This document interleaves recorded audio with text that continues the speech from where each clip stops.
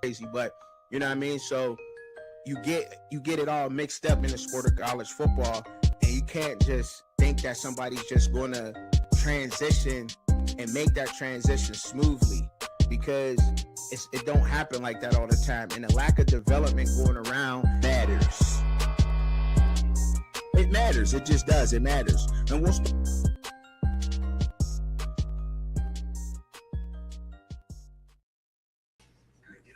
Yo, what up with y'all, man? What's cracking?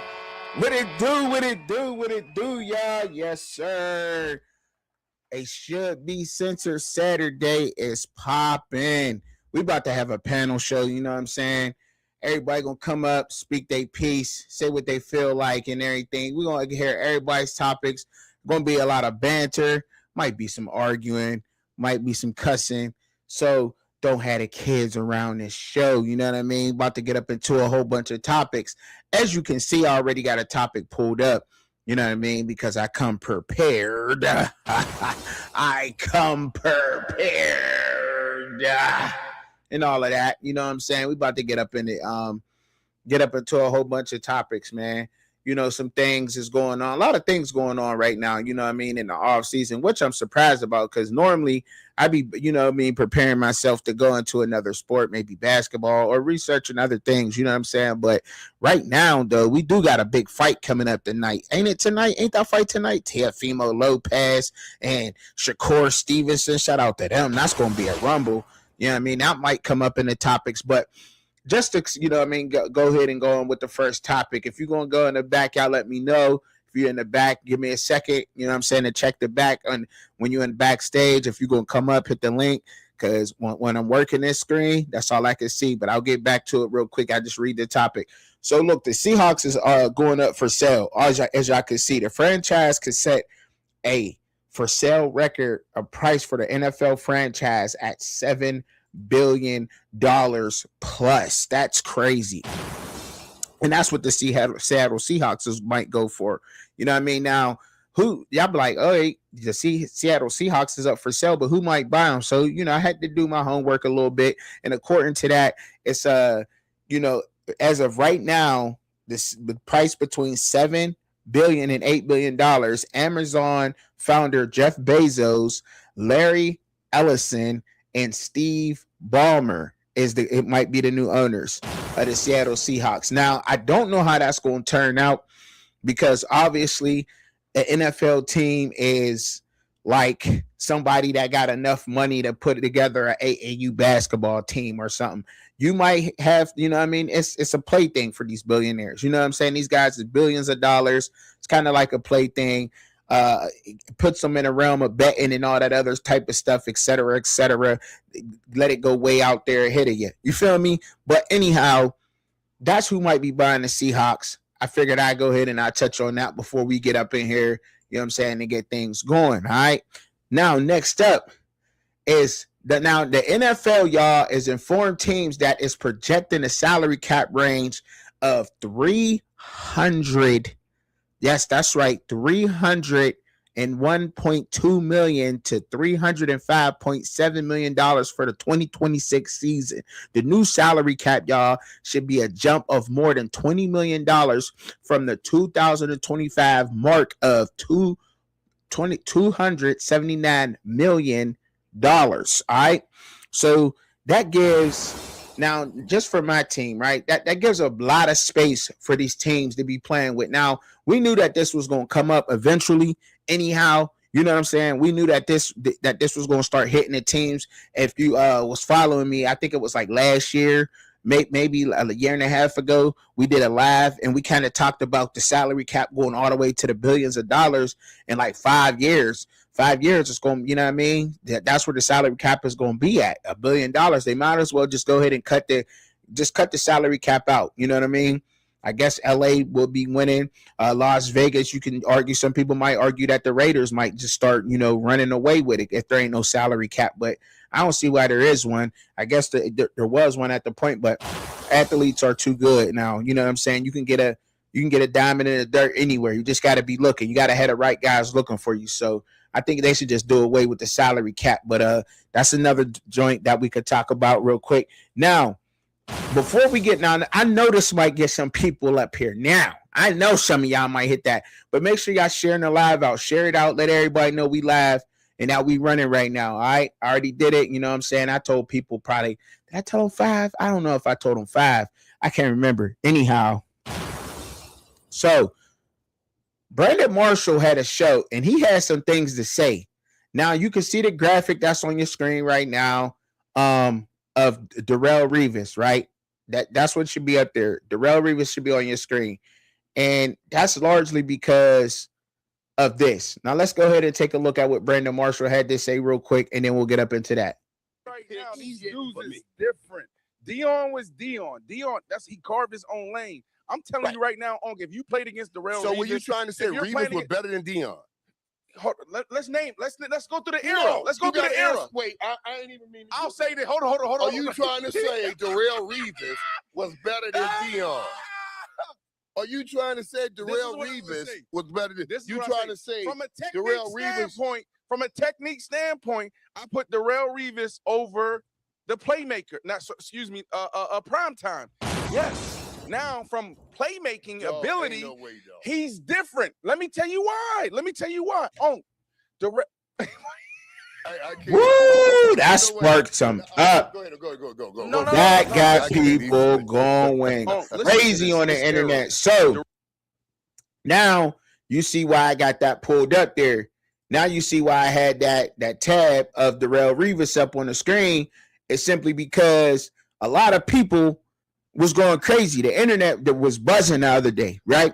Obviously, I don't go live. I like going live and getting my information correctly, you know what I'm saying, and seeing what's going on, doing my homework. Now, 2009, right, was a year that you had, obviously, Andre Johnson. You had Andre Johnson playing Randy Moss. He played him twice, right? He played Terrell Owens twice, T.O. twice, right? He played Marcus Colston, okay? All right.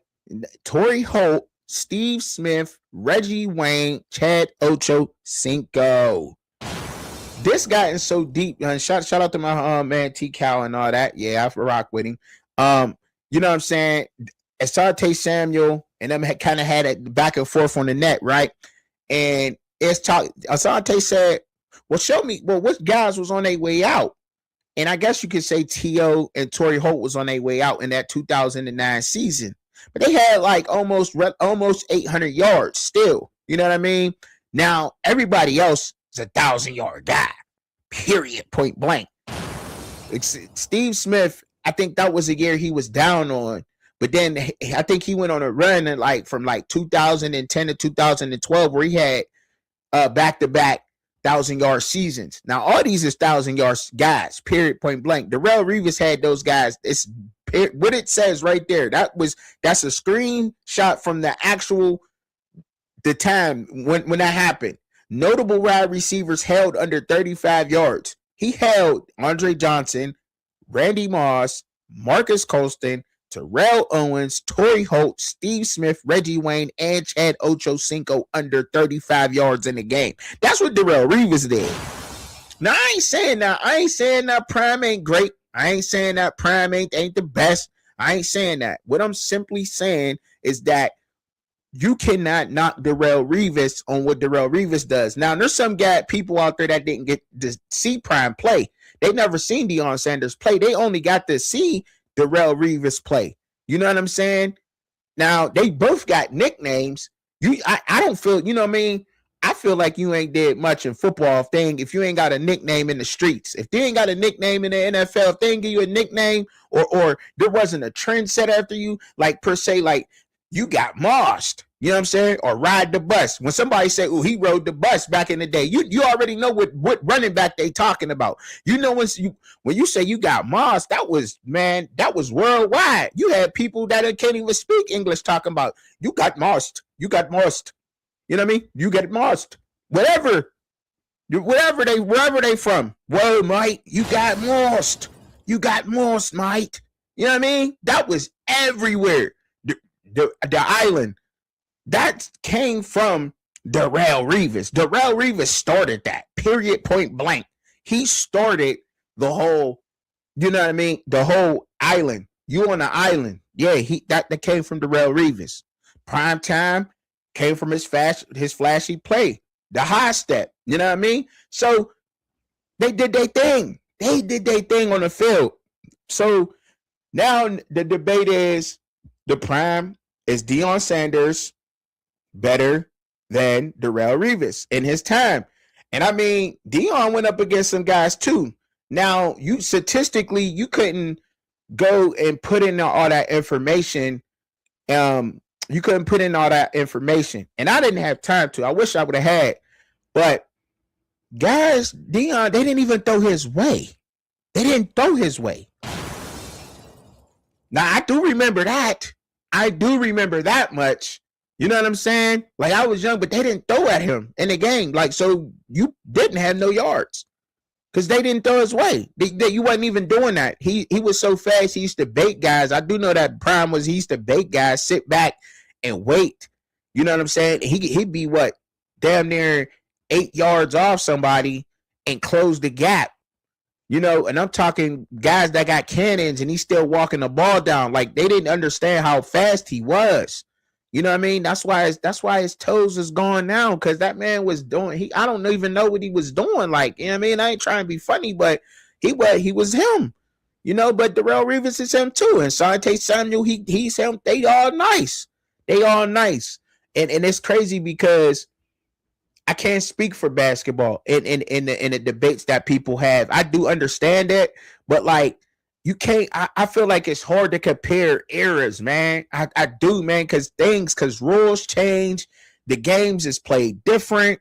Like, how could you compare the eras, man? I think we need to really, and it's crazy. It sounds like a cop-out, right? Because it stops the debates. But at the same time, though, it's like, yo, you got to respect the era they came from, yo. Like, you got to respect the era these players played in. And say you was great then. You was great in this decade. This decade, somebody else was great. Because the game is way different now. Way different than what it was even then. Even if you go back to 2009, the game is played different from then. So, you know what I mean? Like, what up, Rosecrans? Like, so you gotta, so when you look at the game and the way that it's played, basketball and football, just respect that we got greatness, that we had great guys, and because eras is different. Back when Wilt Chamberlain and them played, like, you know what I mean? A foul was you getting something broke. Like, you got a broken finger. That was a foul. You know what I'm saying? Like, you feel me? Nowadays, if somebody is hand checking you, that's a foul. You can't even hand check if you playing defense. You know what I'm saying? Like, back somebody down. You know what I mean? When you put your hand on their back or whatever, like, can't even do that. You know what I mean? It's a foul. You know what I mean? So it's the game has changed. It's changed. And now wide receivers, you know, if you put, I would say if you put Andre Johnson, Randy Moss, any of these receivers on this list, and now with today's rules, these guys have probably had like 2,000 yards. Easy. You know what I mean? These dudes was going across the middle, getting concussions. Did nobody ever see Antonio Brown from the Pittsburgh Steelers go across the middle and get hit by Burfict? Like, you know what I mean? He was sitting there, had the T-Rex arms and his eyes rolling in the back of his head like he was Smokey on Friday in a chicken coop, just sitting there like, you know what I mean? Like, it was crazy. I thought he was seized. He was out. He was out, bro. He got smacked. Like, you know what I'm saying? So, man, man, listen, bro. That's all I'm saying is there's different eras. All I'm simply saying is there's different eras of these games in these sports, and I think we just gotta respect them. But you know what I mean? Like, I don't see nobody playing the way that they play nowadays. I don't even know who we could compare like that right now off the top of my dome. Like, because these dudes like Darrelle Revis, they were scared to throw at him too. You said what? You said my man Rosecrans. What up? Shout out to the Rosecrans. You know what I'm saying? Out there in Cali. You know what I'm saying? You dig? My man's out there. He said right. He said right. Every big hit is a penalty. He said, so shit, more catered to the offense these days, and you was able to hit the QB back then for sure. For sure. Like, now you gotta walk up to the QB and sell him a pediatric bed with a pediatric pillow. You got to walk up to the QB, ask him, what sleep number are you on? You know what I'm saying? Like, yeah, you feel me? Like, you got to walk, like, but he probably tired, like, you know what I mean? How you want your pillow fluffed? You know what I'm saying? It's crazy. You can't put your weight on them or nothing. They was dogging quarterbacks, man. They was hurting people on purpose. Like, you know what I mean? There was hit lists and everything. Like, I ain't have nothing wrong with that.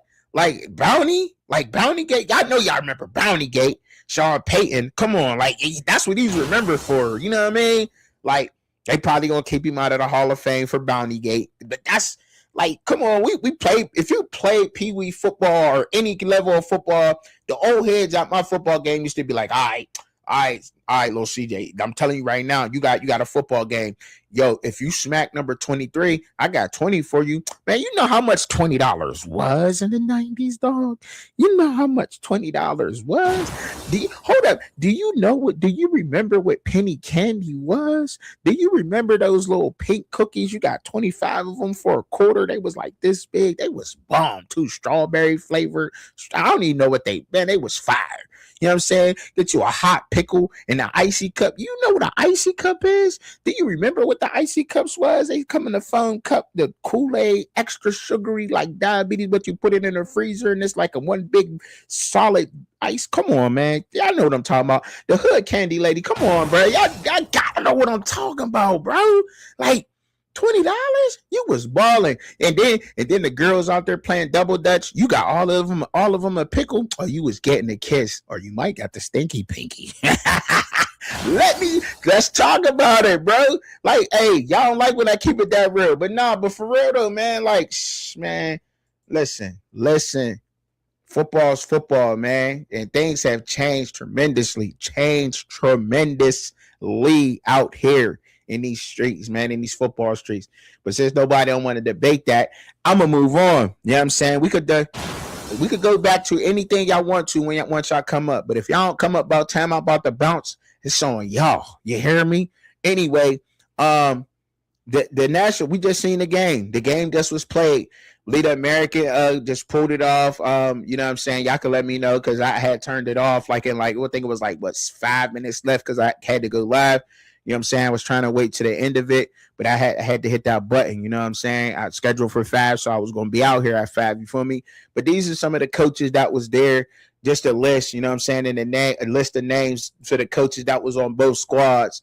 I don't know if y'all can see it or not, so I'll try to read it off as quick as possible. Starting with the American coach, the American in the Senior Bowl, the side head coach was Joel Thomas from New Orleans. Their defensive coordinator was Peter Sermon from New Orleans. Offensive coordinator Scott Tolzien from New Orleans. They got a new job. Special teams was Cal Wilbur from New Orleans. Quarterback coach Marquise Tuiusupo, I don't even know, from Detroit. Running backs was Diego Ortiz from Indiana. Tight ends was Jeff Kessel from Tampa Bay. Wide receivers was Junior Taylor from the New York Jets. Offensive line coach was Chris Watt from Indianapolis. The other O-line coach was Brian Natkin from the Jets. Defensive line coach, there's 2 of them. One of them was Adam Morris from Cleveland. The other one was Patrick Hill from Minnesota. Linebacker coach Chris Orr from Kansas City. The defensive back coach was Robert R.J. Blayton from New Orleans. The other DB coach was Rashad Johnson from Tampa Bay. And obviously, special teams, you got Zayed Cuban from New Orleans and Mark Martinez from New Orleans. Excuse me. Damn. Got through that list real quick. And the other ones, let's see how fast we get through this one. In the national side, the head coach was Clint Hurt from Philly. Defensive coordinator was David Overstreet from Dallas. Offensive coordinator was Jamal Singleton from Philadelphia. Special teams coach was Sam Sill from Arizona. Quarterback coach was Ryan Cordell, Minnesota. Running back coach DJ Gillens, Arizona. Tight ends coach was Joey Fitzgerald from Tampa Bay. Wide receiver coach Danny Williams from Kansas City. One other offensive line coach was Mike McCarthy, Cincinnati. The other one, Darnell Stapleton, Washington. Defensive line coach, one of the 2, Tanzel Smart, Dallas. The other one was Brian Bing from Dallas. Linebacker coach Cato June from Indianapolis. Defensive back coach, one of the 2, was Jamal Lett from Green Bay. William Gay from Washington. Office specialties coaches. My specialty coaches, 2 of them, Cole Peterson from Philly and Molly Ridinghouse from Philly. Did I get that right? I think I got that right. I don't know. I ain't sure. Anyway, that's the coaches. That was the coaches real quick. Now, that was the list. I think in the game though, right? So I just was giving y'all a quick list of the names, you know what I'm saying? Just in case. It's always good to know, you know what I'm saying? I try to be informative too sometimes. I do. I try to be informative. I don't try to be a know-it-all. Try to put y'all on game too sometimes. The things that I know, things that I see, right? From what I've seen in the game, I think Garrett Nussmeier helped himself. I really did. I think Garrett Nussmeier may have helped his stock a little bit. He looked comfortable in the pocket. I seen him step up, make some throws. The American side, I mean, the national defense was showing out at practice and one-on-ones, but they got in this game and they just looked different, right? Especially who was right. He ran all over them too. I think Jaden Knott, they was running all over them. So the running backs, they solid. I think they solid.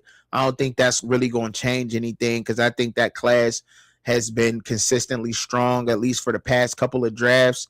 As far as wide receivers go, Malachi, what is this? Malachi Nelson, I believe, from Notre Dame. Yo, I think he helped his stock, yo. I think he really did. Your boy from what's your boy's name from John? What is it? Dang, the school is John something, man. I can't even remember the school name. I got it up here though. I got it pulled up so I know. From John Carroll, Tyree Montgomery, the wide receiver from John Carroll. He showed out in practice, so I think that in one-on-ones, I think that might have helped him and his height too. So Blood Clark from TCU, I think he helped himself. I don't really think today in the game. I mean, he had a couple of tackles he made. But in pass coverage, I don't know, you know what I mean? Because you can't really blitz in the game. So I think that was one of his strengths, getting up on the line, playing the run game a little bit heavier. But I think in the passing game, that's why I said I still think he's a, you know, maybe a day 2, day 3 type of guy. I still think so, you know. I don't think Colton Hood helped himself at all. I really don't think so. He did, like he had some mishaps in practice. Now, we do know he's good, but, you know, sometimes when that competition level goes up a notch, you know what I'm saying, constantly, and you against those dudes who want it as bad as you, sometimes they average out. Sometimes you got some things that exposes and you guys to work on, because he's supposed to be high on the cornerback and the DBs, supposed to be one of the best coming out. I think some people got him late first round, early second round type of guy. And I mean, I really didn't see nobody really stand out. I think that's really the same. I think Rivers might have helped himself. I think that San Diego State cornerback may have helped himself a little bit. Now, and that's what this game is really for, right? You know what I mean? I think that the pass rushers, Sloan, man, from North Carolina State, he's a beast, man. I was wrong about Drew Bowery, though. Drew Bowery, I was wrong about him. The offensive tackle from Boston College, like when he get his hands on you, man, it's hard to get off him. But I mean, you could say that for a lot of offensive linemen, right? You know, his steps was slow, man. It looked like it just exposes things, you know what I'm saying? And I'm like, dang, like he was getting beat to the point where they pulled him out because he got beat by everybody. Everybody that was on this side, he got beat. It wasn't like it was just one play. Like, and that's what's shocking to me. But with him, I'm like, damn, man. Like because I like Bowery, but he wasn't a first round pick for me. I think Bowery was like a I don't know. I think it was like a 5th round pick or something like that. You know what I mean? And that's where you can get Bowery at. But I don't even know if you can get him. We need somebody who can pass protect. You know what I'm saying, with the Steelers anyway. But I think I got him in like a 5th. It might have been earlier. I don't know. I got to go take a look back at it. But there's some disappointing things. But look. Most of the guys that's in the Senior Bowl game, you know, they're trying to help their stock or they're just showing up. I think Kalen Black from Indiana and like Jacob Rodriguez, players like that, I think you got to like tip your cap to those dudes. You know what I'm saying? He just got finished playing in the national championship game and being a big factor while they beat Miami, running the way he ran in that game and still coming into the Senior Bowl and playing and participating. So I think that shows a lot to coaches, and I think that they'll, you know, regardless of he got, you know, 100 yards in this game or 50 yards, whatever, I think that, you know, they looking at that and they're saying, yeah, You know what I mean? I like the fact that he's showing up to work. He still want to put in his work. I think that still matters to a lot of coaches out there. You know what I'm saying? Despite what everybody might think, I still think that matters. You know what I'm saying? Little things that you can do and possibly not do. But I'm going to have to get up into something else because this is just a list of the games. But yo. My man Cliff gonna be mad at me in a second because I got to talk about Notre Dame. I got some things to say about Notre Dame, Cliff. I don't think you're gonna like them, but I'm trying to get through some of this stuff, right? But so the teams that's playing these are teams that's playing 11 Power 4 teams in 2026. So they got maybe the one cupcake on their schedule. I ain't took a look at all their schedules, right? But they got 11 Power 4 teams. Now you know why they put this out there, right? Because of the SEC. And they saying like, well, they're playing all Power 4 teams, period. They're not going outside of the Power 4.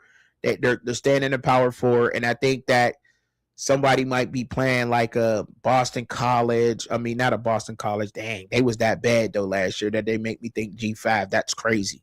But when you're in the back or something like, you know what I mean, Ball State, that's what I meant to say, like a Ball State, or you might go play a Boise State or something like that, or, you know, USF, and that they're in a Big 12. Yeah, the American Athletic, that's crazy.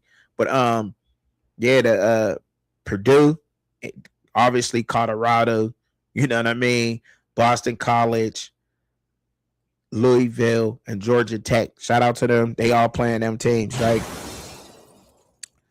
Got some things to say though about that. That's wild. That is wild. Now, as far as they go, as far as Colorado goes, the news is they moving a lot of pieces around. I don't like how people try to drag Jordan Seaton now all of a sudden that he ain't with Colorado though. I will say that. Like all of a sudden now Jordan Seaton can't block. You know what I'm saying? Like he can't block, he can't run block, he can't, you know, he's not willing to block nobody. Like the whole narrative is crazy on dude now. Like, you know what I'm saying? He don't want to put in work.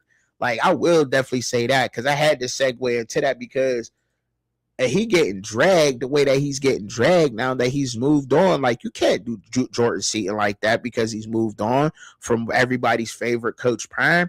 Like you, like are we crazy? Because I mean, dude was the best offensive lineman in the world.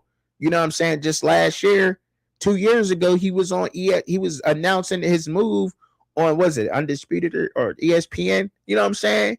Like you feel me? Like for the whole world to see. But now all of a sudden you got people saying he don't want to run block, he can't do this, can't do that. I'm like, man, I hope Jordan Seaton go to LSU and I hope he start mauling on these dudes crazy, man. Because if that's the case, he already had flaws. And I mean, granted, I seen him hold a lot in his freshman year, but that was warranted. But I don't see.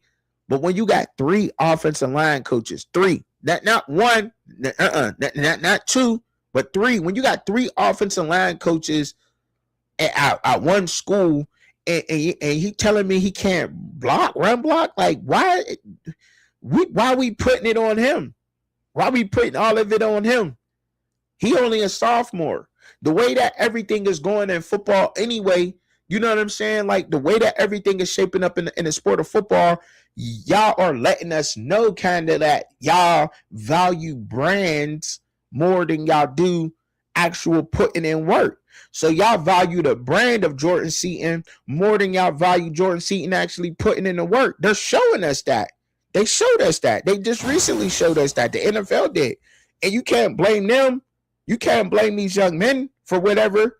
You know what I mean? I mean, you could blame. Look, you could put on them that they not trying to put in work. But when you in school, quote unquote school, you go there to learn. You're there to learn to get better, right? You know what I mean? You're education wise. You know what I'm saying? Sports wise, you're there to learn. You know, as much as we want to say that it's professional because they're getting paid, they're still young men that still has to learn a lot. He had 3 offensive line coaches and nobody could develop them.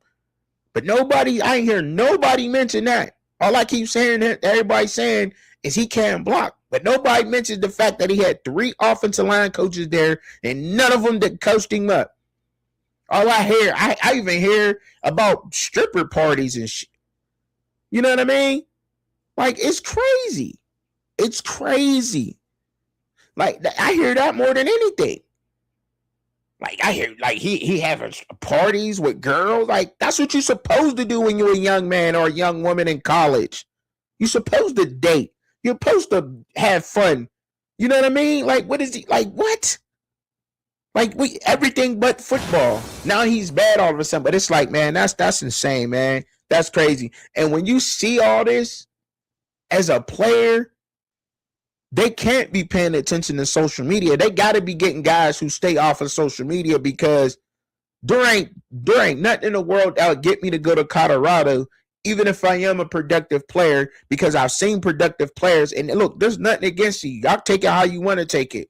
But we've all seen people go there, digress, and we seeing now how narratives switch up on you when you leave. Period. That's just what it is. That's just what it is. Like, we've seen, like, y'all, for instance, this is true now. Everybody know this, right? This is true. We seen Khalil Benson, y'all, play like hot garbage, hot at CU. Goes to Indiana and looks totally different under some development and coaching, to the point where he barely, like, he was mauling people this year. He was mauling. So that's what coaching does for you. Like, and so we ain't even got to leave it on just CU. Like, development, the problem is everywhere, but they're definitely one of the places. You can't be that bad and that develop. That's crazy. That's crazy. I think even some good teams get away with not developing players. I do. I honestly do. I honestly do think there's some good places. Like, I think Alabama got the issue. DeBoer, I think he's trying to get it under wraps, but he most definitely runs the ball. He loves to run the ball, but I don't know. Maybe I'm just tripping. Maybe I'm tripping on that. They got to stop with that, though. They got to stop with that. Amanda, what up, Amanda? Thank you. Shout out coming through. You said exactly. Thank you. People in Dion's camp put that narrative out. Said, I don't care to hear anything about Jordan because it wasn't a problem until he left CU. No, it wasn't. It wasn't. He never, like, everything about him was good. You know what I'm saying? I mean, anybody who sits and watch the game of football, we seen that he had some issues, right? That, you know what I mean? He got beat, like, in that Utah game. And there was other games. Even last year, when he was a freshman, he would get caught holding. He would. But now there's so much problems with him. There's so much. You would think there's so much, but it don't matter. He got his $8 million. He'll be going to LSU. It's just crazy. It makes you want to root against him. You know what I mean? See, and that, it's not that I don't like Colorado. It's not that I don't like Coach Prime. You know what I'm saying? It's that it's these people. It's these people, man. Like, the things that people say, the things that they do. Like, come on, yo. Come on, man. Y'all got clear issues there. And how do we know that they got clear issues there? Because Coach Prime is finding his players. He's finding them. That's how we know there's clear issues going on there. And you can't put that all on the players. You cannot keep putting all that on the players. What do you expect a young man with $500,000 to do? What do you expect they're going to do? You tell me. What are they doing? If they was doing it in high school, times it by 10 with all that money, and in college. All right, then. I ain't even got to go into detail. You know exactly what that young man is doing out there. We know what they doing. It ain't no secret. It's no secret to what they're doing. Come on, man. It's not play that. Anyway, next up. So there's a lot of critics on obviously Ty Simpson right now. Ty Simpson has a lot of critics. But there is an NFL scout who is taking big heat right now because he said there's 19 reasons why Ty Simpson doesn't belong in a first round conversation in the 2026 draft. Number one, the clapping cadence. Some people might say, what? The clapping cadence. That's the problem for a lot of people to adjust. You might think that clapping cadence ain't a lot to adjust, but it's a lot to adjust. So much so to the point where some coaches may let you do it because how hard of a habit it is to break into just to call a cadence. Switching your whole cadence up. Doing something that you're so used to and then going to a pro level where you got to deal with guys who are all big, fast, and strong coming at you. It's a problem. Believe it or not. Not that big, but it's a problem. I don't know if it's number one, but whatever. Unsettled feet in the pocket. We've seen that in games. We've seen him under pressure, and we've seen his unsettled feet, right? We've seen that. Overthinks it. He overthinks it from the pocket and tends to hold on to the ball for too long. We definitely seen that. We definitely seen that out of him. I'm from Alabama. I thought he was going to go back. I didn't think he was going to the draft, to be honest. I didn't think he was going to declare. I honestly didn't. I was shocked. But said poor feel for front and backside pressure. His downfield focus to a fault. He likes to lift his back foot when he throws, which causes him to lose control of his throwing location at times when the ball sails high or is overthrown. He uses too much upper body strength and throws at times and causes accuracy issues. 1 or 2 read thrower. He doesn't get past his second read. That's what that's saying. All right. Hard locks with targets when utilizing all of his throwing mechanics. Easy to read eyes. Deliver the ball with below the average anticipation.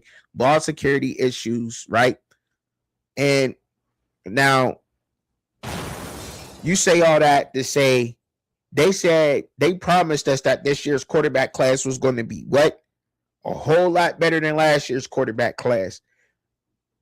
I don't think that this is the issue. I think the issue is that I don't think teams want to reach for quarterbacks no more. I honestly think that GMs have smartened up to that and said, we're not going to jump out the window for a quarterback.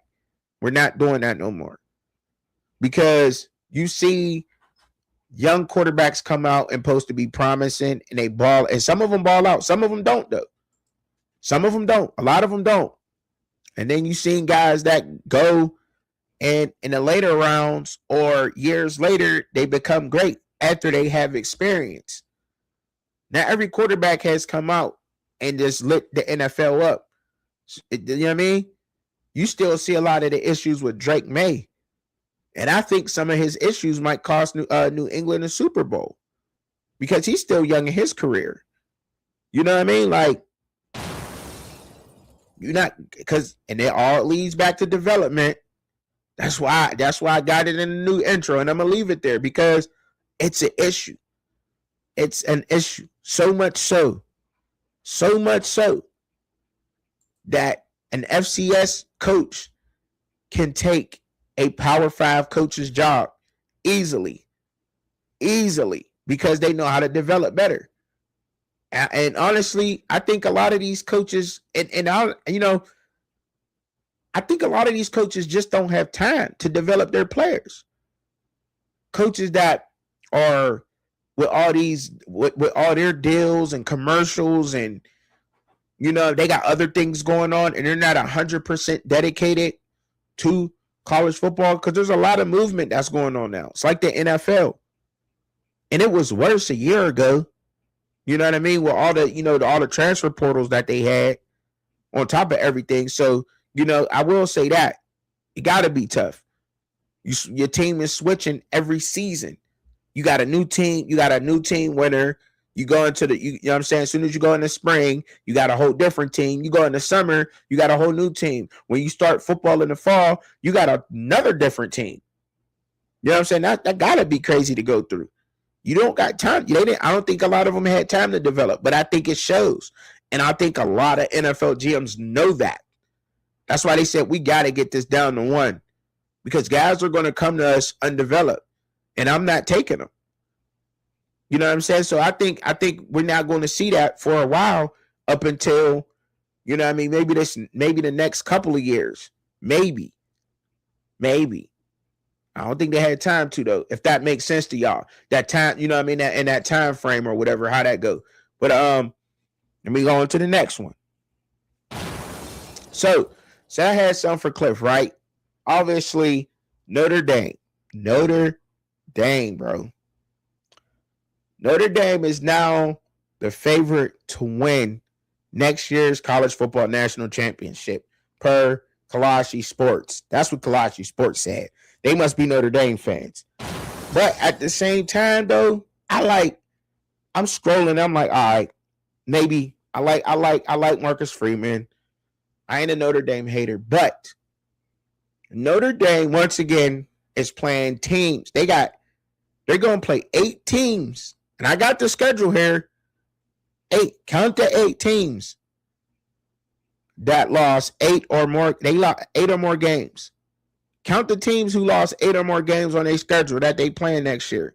Wisconsin's 1, Rice is 2, Michigan State is 3, Purdue is 4, North Carolina's 5, Boston College is 6, Syracuse is 7, Stanford makes 8. That's 8 teams that's on Notre Dame's schedule that's lost 8 or more games. And they get an automatic bid.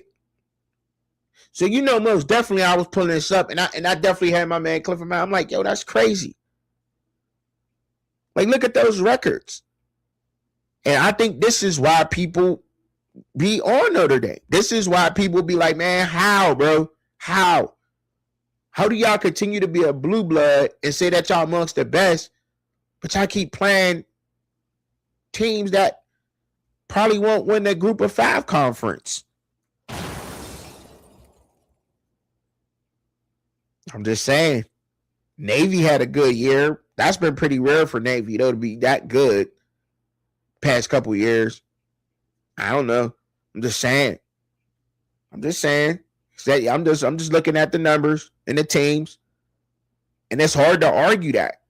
It's very hard to sit here and argue that they are a team who deserves to have that place. Now, I get it. They got their own money going on or whatever, but they gotta, and then they took what? Then they take USC off their schedule. Like, they can't drop those games. They need those games.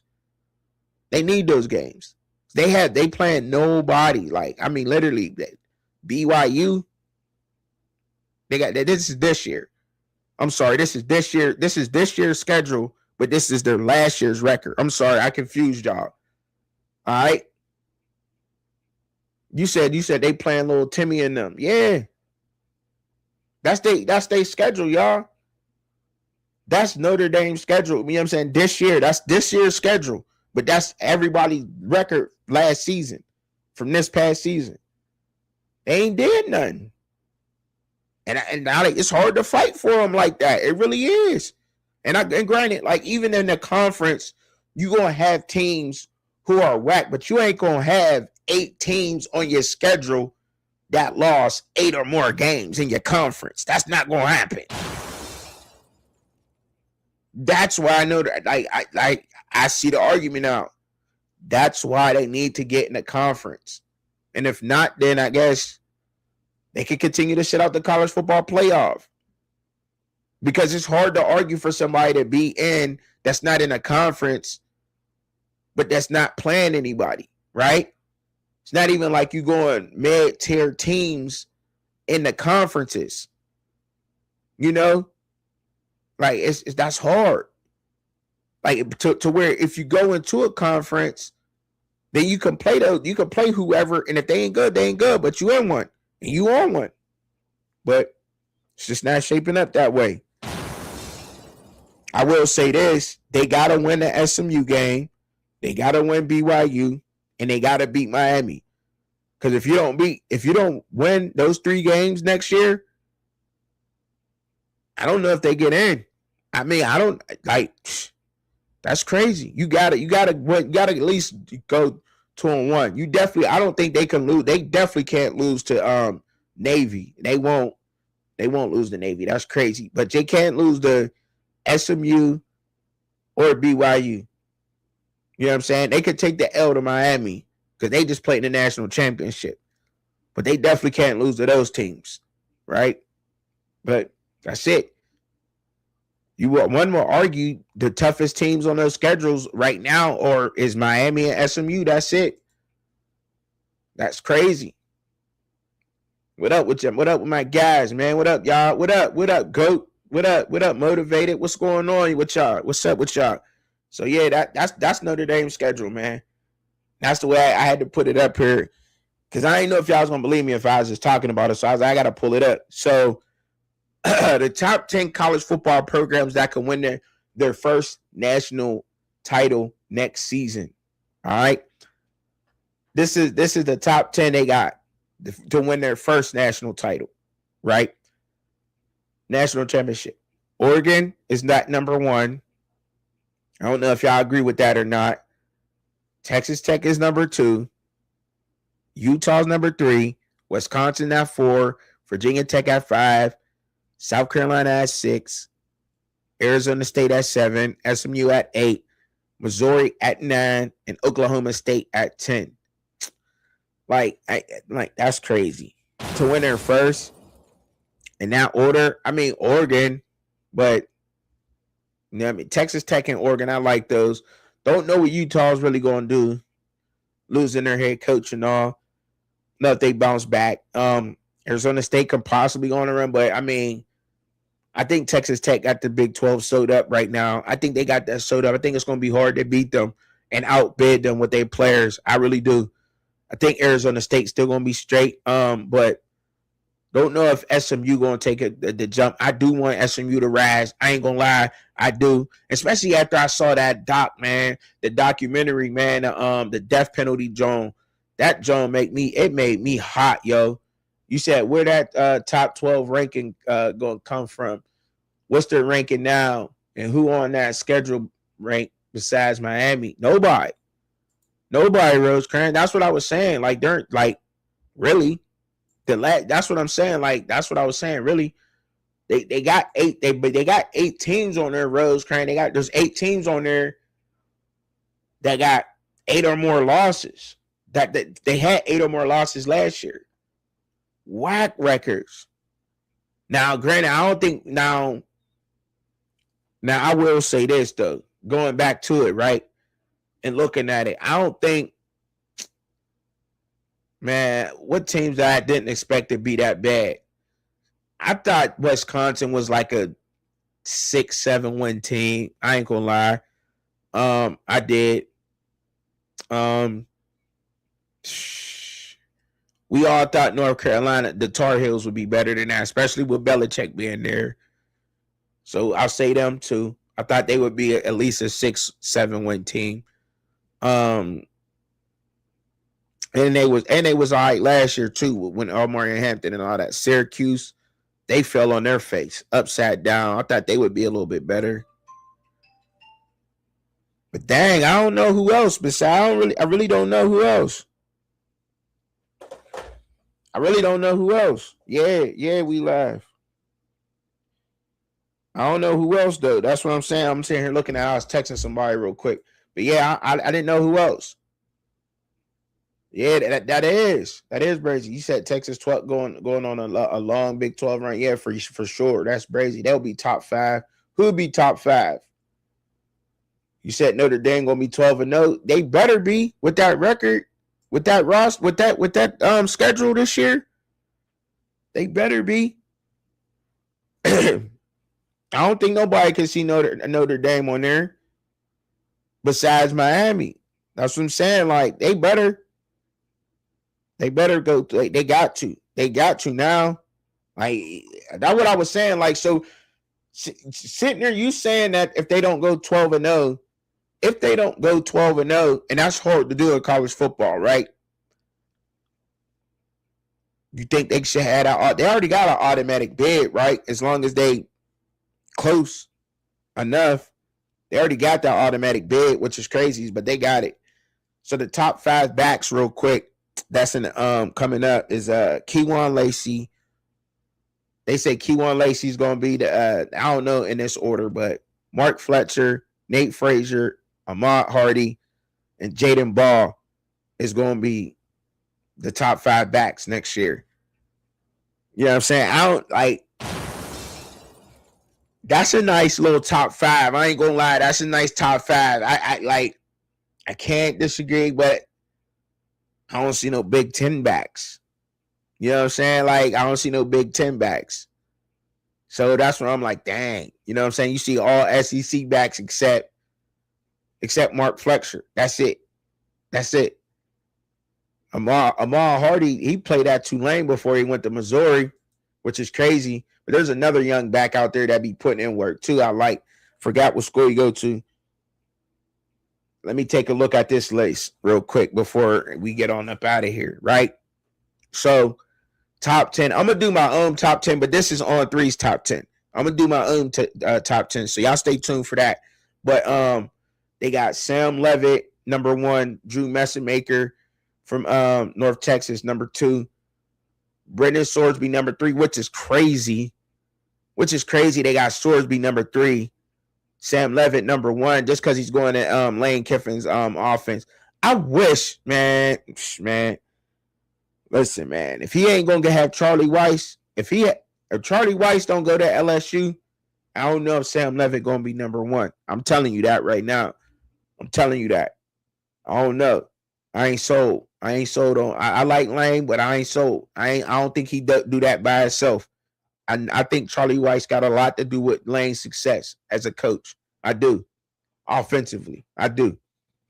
Darren Mensah, quarterback from Miami, he's going to be the best in the country next year. Hands down. Put y'all futures in right now. Don't miss. As soon as they come up, Darren Mensah for the Heisman. I'm telling y'all right now. I'm telling y'all. Look, Drew Messamaker at Oklahoma State, he going to put in work too. They get him some receivers down there. He's nice. From North Texas, that young quarterback, he's nice. I'm not going to front. The young dude is nice. But I'm telling you right now, Darren Mensah, he going to be the best in the country. I'm just saying, he got Malachi Tony. I think they got a few guys that they just grabbed. I can't remember all the names. I know I got my Steelers. I look at all the college football, but I know for sure, like, just having Tony off the bat, like, he gonna love Tony. Darren Mensah, he can spin the ball. They got Brown from USF at number 5 from going to Auburn. Like, no way. I don't think he should be top 5. He good, but I've seen some flaws in his game, throwing the ball and being in the American Athletic. He was in the same conference as Drew Messamaker, and Messamaker outplayed him. So, and he's younger, and Messamaker is younger. So, I don't think he should be top 5, but, you know, in the top 10, maybe at the bottom. I'll put Lagway before him because I just think Lagway just something didn't click. His confidence. He lacked his confidence in the SEC. I think he'll do better at Baylor with Dave Aranda. In the Big 12, I do think Lagway would be better, but he's not top 5 neither. I think Rocco Beck is going to do better at Penn State, way better than Drew Aller did. I like Rocco Beck.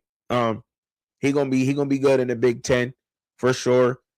Game manager. I think we know Josh Hoover is going to ball. He balled at TCU, and he's with Kirsten-Eddy in Indiana. He got to go up on that list. Top 5 for sure. Hassan Longstreet at LSU. They got 2. Now he at LSU coming from SC. You got 2 SC quarterbacks on there.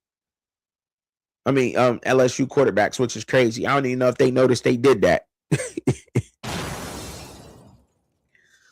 Dylan Raiola going to Oregon at 8. He's not probably going to start, bro. I don't think he's going to start. Yeah, that's what I'm saying. You said Dylan Raiola can't even play next year. He need to be 10. That's what I'm saying. Like, bro, yeah, like, bro. I don't think so neither, bro. I don't, bro. I don't think that he about to, it ain't about to happen, bro. You say he can't even play, he injured. Yeah, okay, he injured. See, that's what I'm saying. Like, he gonna be sitting behind Dante Moore anyway. So to have him ranked number 8 is crazy. You know what I'm saying? Like, why not Dante Moore up there?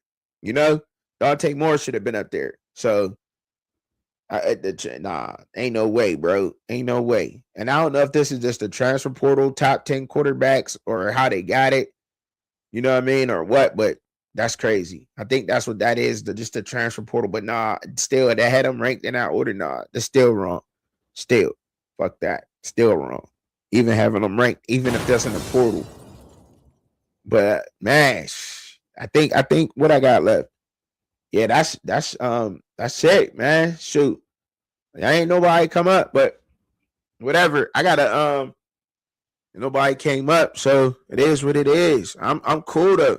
I had to come in here and kick it with my people. Got to kick it with y'all for an hour. I'm straight with that. You feel what I'm saying? Y'all, I appreciate y'all supporting me too, yo. That shit mean a lot to a G. Make sure y'all all hitting that like button and sharing it out though. You know what I'm saying? Let's see who else let's see who else fuck with trucking out there. You feel me? Appreciate y'all, man. I do. Y'all know how I always give it up. Keep it 100. You said what? Desmond Williams will be out there if it was a regular ranking. Damon Williams, yeah, for sure. For sure. From Washington. Oh boy from Washington, right? He's fire. I like him. So I know how I always give it up. I tell y'all, pray for yourself. I don't care what you're doing, how you doing it. Pray for yourself. Pray for each other. Pray for me. Because I'm always praying for y'all. Believe that or not. Straight up. I do. If I got your number, you get one every day. Every day. X motivated. He know. Appreciate y'all, man. Hey yo, peace. I'm up out of here.